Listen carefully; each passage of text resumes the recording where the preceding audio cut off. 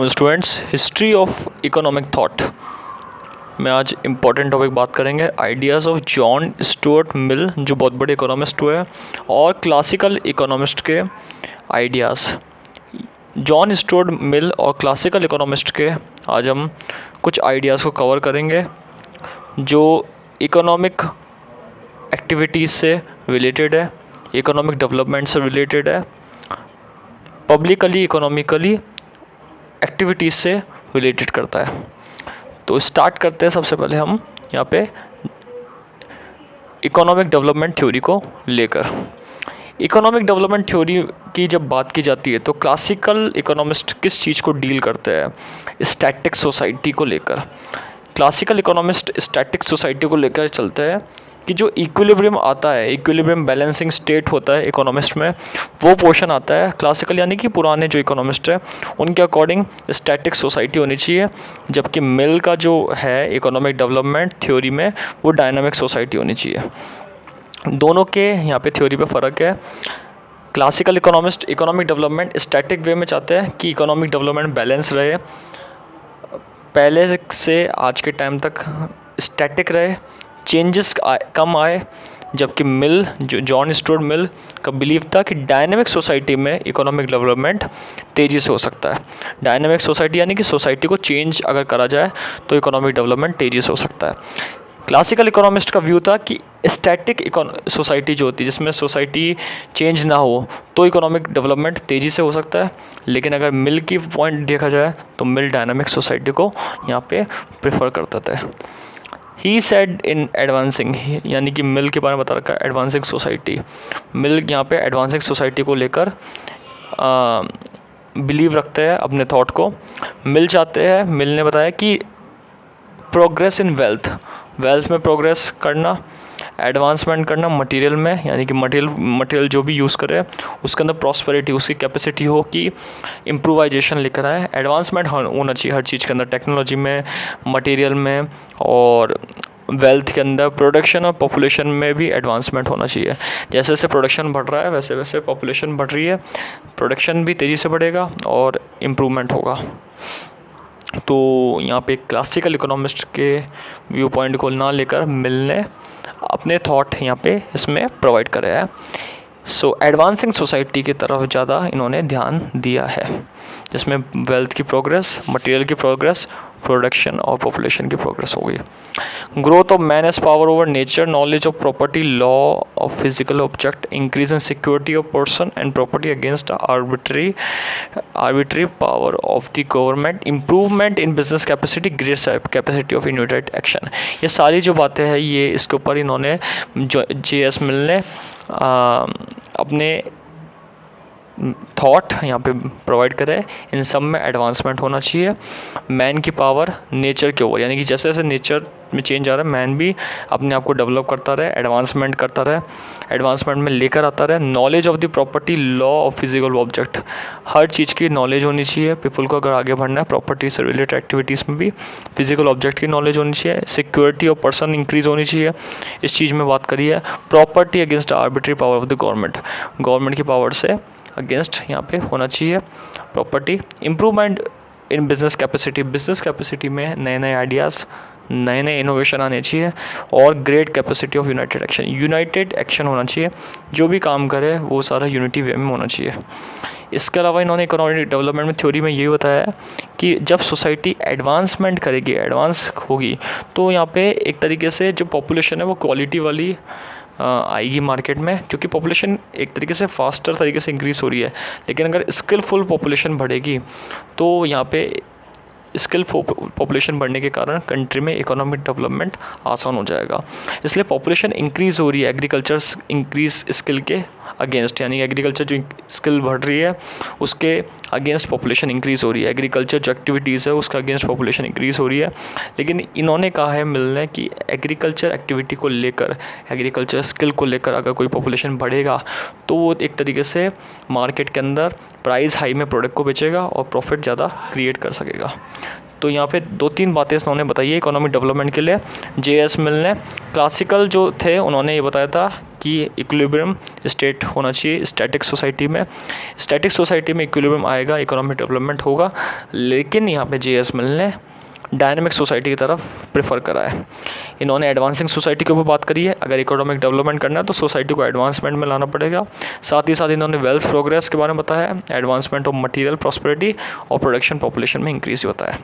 इन्होंने ये भी बताया कि property and law and physical object में नॉलेज लोगों की बढ़नी चाहिए, तब इकोनॉमिक डेवलपमेंट तेज़ी से हेल्पफुल होगा, बढ़ेगा। सिक्योरिटी पर्सन की बढ़ेगी, property against the arbitrary power of the government. यहाँ पे इम्प्रूवमेंट बिजनेस कैपेसिटी में, यूनाइटेड एक्शन में भी ग्रेट कैपेसिटी आनी चाहिए। एक तरीके से हर चीज़ में एडवांसमेंट के ऊपर इन्होंने बात कही है। फिर हमने पढ़ा था कि इन्होंने ये भी माना है कि एडवांसमेंट अगर हेल्थ में होगा तो पॉपुलेशन तेज़ी से जो बढ़ रही है वो एक स्किलफुल पॉपुलेशन होगी और एग्रीकल्चर की एक्टिविटीज़ को भी ढंग से सीखेगी, और जो प्राइस है हाई प्राइस पे मार्केट में फूड को एक्सचेंज करेगी। सेकेंड, इन्होंने फंक्शंस ऑफ द गवर्नमेंट में बोला है। मिल जो थे वो क्लासिकल इकोनॉमिस्ट के अपोज थे।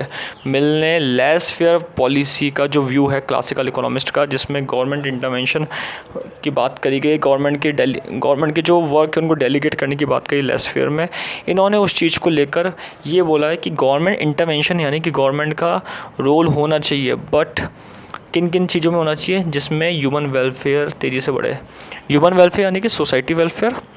गवर्नमेंट उन चीज़ों पे ध्यान दे जहाँ पे society welfare, social welfare, human being welfare होता है। सपोज़ जैसे इंफ्रास्ट्रक्चर डेवलपमेंट, डैम बनाना, कैनल्स बनाना, हॉस्पिटल्स बनाना, स्कूल फ्री एजुकेशन प्रोवाइड करना, वर्किंग हॉर के रेगुलेशन, पब्लिक वर्क को कंट्रोल करना, सैनिटेशन फैसिलिटी प्रोवाइड करना, साइंटिफिक एक्सपेरिमेंट के ऊपर भी यहाँ पे इन्होंने ध्यान देने की बात कही है। तो मिल किस चीज़ के फेवर में थे? मिल चाहते थे कि अगर कंट्री का डेवलपमेंट करना है, गवर्नमेंट को उन फंक्शन पे ध्यान देना चाहिए जिसमें ह्यूमन वेलफेयर छुपा हुआ हो, उसके अंदर इंटरवेंशन करना चाहिए। Education, administration of charity, preservation of interest of consumer, इन चीज़ों पे भी गवर्नमेंट का इंटरवेंशन होना चाहिए अकॉर्डिंग टू जे.एस. मिल। और इन्होंने ये बताया है कि इन चीज़ों में अगर इकोनॉमिक डेवलपमेंट करना है कंट्री का तो एक तरीके से गवर्नमेंट का इंटरवेंशन नेसेसरी है। तो एजुकेशन, एडमिनिस्ट्रेशन ऑफ चैरिटी और इन चीज़ों पे भी ध्यान देने की इन्होंने बात कही है। गवर्नमेंट जो एजेंसीज़ होती है वो अपनी परफॉर्मेंस को इम्प्रूव करती रहे, इस चीज़ के ऊपर इन्होंने जोर दिया है अगर कंट्री की इकोनॉमिक ग्रोथ में हेल्प करनी है तो। एंड देयर ड्यूटीज़, कंट्री की इकोनॉमिक ड्यूटीज़ में भी कंट्री की जो ड्यूटीज़ है गवर्नमेंट की उन चीज़ों पे ध्यान दे। वायलेंस को ख़त्म करने के ऊपर बात कही गई है इन्होंने, वायलेंस को रिमूव करना, अगर वायलेंस होता है तो उसको कम करना, और फैक्ट के एविडेंस जुटाना, यानी कि जो वायलेंस हो रहा है या जो एक्टिविटीज़ हो रही है, क्राइम एक्टिविटीज़ हो रही है कंट्री के अंदर, गवर्नमेंट एजेंसीज़ को उसके फैक्ट, उसके एविडेंस जुटाकर उन चीज़ों के अगेंस्ट एक्शन लेना और एक तरीके से प्रोटेक्शन देना कंट्री के पीपल को जो कंट्री के डिपेंडेंट्स है। क्योंकि कंट्री की इकोनॉमी गवर्नमेंट के हाथ में भी इसलिए मानी जाती है क्योंकि गवर्नमेंट एक सिक्योरिटी भी प्रोवाइड कराता है कंट्री की पॉपुलेशन को, जो इकोनॉमिक डेवलपमेंट में इंपॉर्टेंट तरीके से योगदान दे रहा है। इसके बाद बता रखा है third point, Mill and socialism. Mill यहाँ पे एक तरीके से पॉलिटिकल इकोनॉमिस्ट तो माने जाते हैं लेकिन सोशल रिफॉर्मर भी माने जाते हैं, तो उन्होंने सोशलिस्ट के ऊपर भी कुछ बात कही है। और इन्होंने मेन फोकस किसके ऊपर दिया है? वर्किंग, यहाँ पे मेन फोकस इन्होंने किसके ऊपर दिया है? वर्किंग क्लास मूवमेंट के ऊपर इन्होंने ज़्यादा ध्यान देने की बात कही है, उनको सपोर्ट करा है। इन्होंने अपने इकोनॉमिक आइडियाज़ किन किन से रिलेटेड डेवलप करा है? सोशलिज्म और सोशल थिंकर के लिए भी यहाँ पे इन्होंने इकोनॉमिक्स आइडियाज़ प्रोवाइड करा है। इन्होंने ह्यूमन रेस को डिवाइड करा है 2 फॉर्म में, एक तो एम्प्लॉयर और एम्प्लॉयड। इन्होंने बताया कि इन दोनों में कोऑपरेशन होना चाहिए, और ये बात सारे जो क्लासिकल इकोनॉमिस्ट हैं उन्होंने भी ये बात को मानी है, इनके फेवर में बात कही है। तो इन्होंने ह्यूमन रेस जो है उसको एम्प्लॉयर में डिवाइड करा है, और इन्होंने ये कहा है कि लेबर का एक एसोसिएशन होना चाहिए, अगर लेबर के साथ कुछ गलत होता है, वर्किंग क्लास मूवमेंट होना चाहिए फिर अगर लेबर के साथ कुछ गलत होता है तो। लेबर के वर्किंग आवर्स में यहाँ पे इलीगल होता है, एक्टिविटी करता है या फिर एम्प्लॉय उनको एक्सप्लॉइट करता है तो इस चीज़ के ऊपर एक एक्शन होना चाहिए। इस चीज़ के ऊपर मिल ने बहुत ध्यान देने की बात कही है। मिल ने वेज सिस्टम को भी वेज सिस्टम को भी प्रमोट करने की बात कही है। फोकस इनका है वर्किंग क्लास के ऊपर, ये इसमें देखा गया है, क्योंकि अगर प्रॉपर तरीके से अगर कंट्री के अंदर एक सोशल जस्टिस लाना है तो वर्किंग क्लास मूवमेंट या वर्किंग क्लास पीपल के ऊपर ध्यान देना बहुत ज़रूरी है। उनका जो वेज सिस्टम है, उनका जो वर्किंग आवर सिस्टम है, उनका जो लेबर का कॉपरेशन है, किस तरीके से एम्प्लॉय से जुड़ा हुआ है, उन चीज़ों पे ध्यान देने की बात इन्होंने कही है। सो मिल ने क्या बात कही है, वेज सिस्टम के ऊपर ध्यान दिया है और वेज सिस्टम को एक एनीमी ऑफ प्रोग्रेस बताया अगर वेज सिस्टम सही नहीं होता है तो। इसलिए मिल ने कहा है कि वेज सिस्टम सही होना चाहिए और मैन का इंटरेस्ट लेबर के प्रोडक्ट पे होना चाहिए। लेबर का जो प्रोडक्ट है वो अच्छा होना चाहिए, लेबर को प्रोडक्ट के अकॉर्डिंग उसका इंटरेस्ट होना चाहिए क्योंकि लेबर एक इंपॉर्टेंट फैक्टर ऑफ प्रोडक्शन माना जाता है, जैसे कि लैंड होता है, कैपिटल, लैंड, टेक्नोलॉजी है। इसी तरीके से लेबर एक बहुत वेरिएबल फैक्टर ऑफ प्रोडक्शन माना जाता है। तो इन चीज़ों का ध्यान रखना बहुत यहाँ पे ज़रूरी माना है। तो इस पॉइंट में अगर देखा जाए तो फोकस किसके ऊपर है, मिल का वर्किंग क्लास पॉपुलेशन के ऊपर ही फोकस है। लास्ट पॉइंट है इसमें इन्होंने बताया कि अगर डेवलपमेंट करना है तो और भी तरीके से, जैसे वेस्ट लैंड को नेशनल यूजेस में काम लेना चाहिए, ये इन्होंने एक इम्पॉर्टेंट पॉइंट बताया। फर्टाइल लैंड का नेचुरल ब्यूटी है तो उसका अंदर काम लेना चाहिए एग्रीकल्चर एक्टिविटीज़ के अंदर फर्टाइल लैंड की।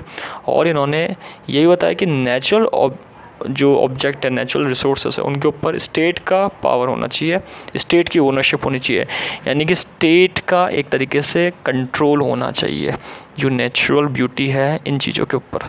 तो ये एक तरीके से मिलने नेशन के रिसोर्सेज के ऊपर भी अपना व्यू पॉइंट, अपना पर्सपेक्टिव दिया है कि ये चीज़ों का एक तरीके से रिटेन होना चाहिए, जो वेस्ट लैंड है, जो फर्टाइल लैंड है, और गवर्नमेंट के हाथों कंट्रोल आना चाहिए। इस चीज़ के ऊपर उन्होंने बात कही है। तो बेसिकली हमने 3 पॉइंट्स को यहाँ पे कवर करा है। फर्स्ट हमने इकोनॉमिक डेवलपमेंट थ्योरी के बारे में कवर करा है, मिल की जो इम्पोर्टेंट थ्योरी है, इन्होंने क्लासिकल इकोनॉमिक्स से बिल्कुल अलग थ्योरी प्रोवाइड करी है और इस चीज़ के अंदर एडवांसमेंट की बात कही है। सेकंड पॉइंट हमने पढ़ा फंक्शंस ऑफ गवर्नमेंट की बात कही, फंक्शंस ऑफ गवर्नमेंट इंटरवेंशन होना चाहिए ह्यूमन वेलफेयर थिंग्स के ऊपर, इनके रेगुलेशन, इनके रूल्स होने चाहिए, इनके ऊपर गवर्नमेंट का कंट्रोल होना चाहिए और डिपेंडेंट को सिक्योरिटी प्रोवाइड करने की भी इन्होंने बात कही है। फिर ये पॉलिटिकल थिंकर के अलावा सोशलिज्म भी है, तो इन्होंने मिल ने एक पॉलिटिकल इकोनॉमिस्ट के अलावा सोशल रिफॉर्मर का भी एक रोल निभाया है। इनका पूरा फोकस अपनी थ्योरी के अंदर, सोशलिस्ट थ्योरी में, वर्किंग क्लास को प्रोटेक्शन देना, वर्किंग क्लास के वेलफेयर की बात करना, ये इन्होंने अपनी थ्योरी में बताई है। तो आज हमने कवर करा ideas of John Stuart Mill and classical economist in economic development and other economic theory. Thank you.